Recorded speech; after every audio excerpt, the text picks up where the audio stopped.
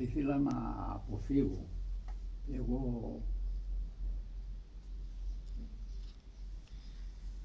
ποτέ δεν εκμεταλλεύτηκα και δεν εξαγόρασα. Ξέρετε, μετά την αποκατάσταση της δημοκρατίας, αντιστάσεως μειούσεις έγιναν όλοι αντιστασιακοί.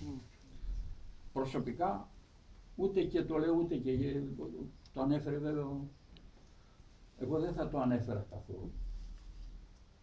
Γιατί όπως και να το κάνουμε, τα κόμματα, οι πολιτικές χωρίζουν τους ανθρώπους. Σας είπα, εμείς δεν ήρθαμε να ξεχωρίσουμε από τον κόσμο. Το αποφεύγω αυτό. Ούτε αντάλλαξα ποτέ με οποιοδήποτε αντάλλαγμα αυτές τις περιπέτειες που είχα αυτά τα χρόνια. Έκανα τον Μπογιατζή, έκανα το... Δούλευα σε διάφορα σπίτια, διάφορες δουλειές. Δεν έχει σημασία.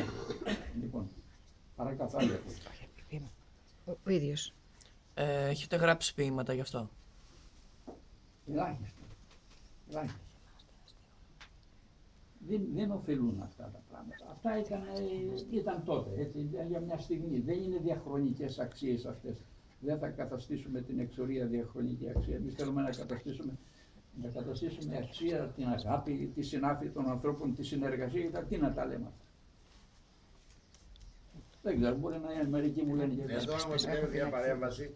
Ίσως εγώ έκανα το λάθος και δεν προσέξτε τι θα πω. Προσέξτε τι θα πω. Ίσως έκανα το λάθος και δεν έδωσα μεγάλη σημασία σε αυτό που μου μετέφεραν κάποιοι χωριανοί σας, ότι πάντα το προφίλ του δάσκαλου είναι συμφιλιωτικό. Δεν έδωσα την σημασία που έπρεπε και το ανέφερα γιατί το γνώριζα.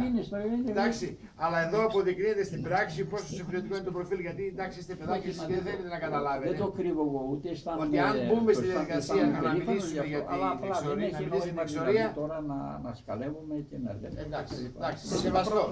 Σεβαστό. Τα παιδιά τα εγκριτάρια, λίγο η ιδέα και πώς μπορεί να ήταν η ζωή έτσι. Και καλώς, και καλώς. Οι δυσκολίες, όλα αυτά. Καλές έχουν. Πολύ, πολύ σπουδαίες, ναι. Θυμάστε ένα στίχο από τα ποίηματά σας? Από αυτά τα ελάχιστα ποίηματα. Από τα ποίηματά μου, αν θυμάμαι στίχο. Από τα ποίηματα της εξορίας σας.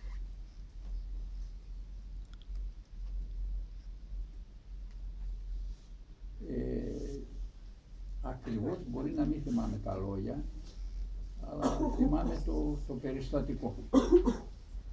Θυμάμαι το περιστατικό. Όταν μας συνέλαβαν για να μας πάνε στην εξορία, δεν τα θυμάμαι τώρα τα λόγια, έλεγανε πώς θα μας βάλουν τις χειροπέδες, αν θα τους βάλουν 2-2 ή αν θα βάλουν έναν τον έναν κτλ. Και εκεί βέβαια εγώ επεκτείνοντας κάπου στη φαντασία μου αργότερα αυτό, λέω σε ένα τελευταίο στίχο, συσκέφθηκαν παράμερα λιγάκι, συσκέφθηκαν οι χωροφύλακες, οι στρατοκράτες που μας έπιασαν και τότε μας εδέσανε 3-3. Ούτε έναν, ούτε 2-2.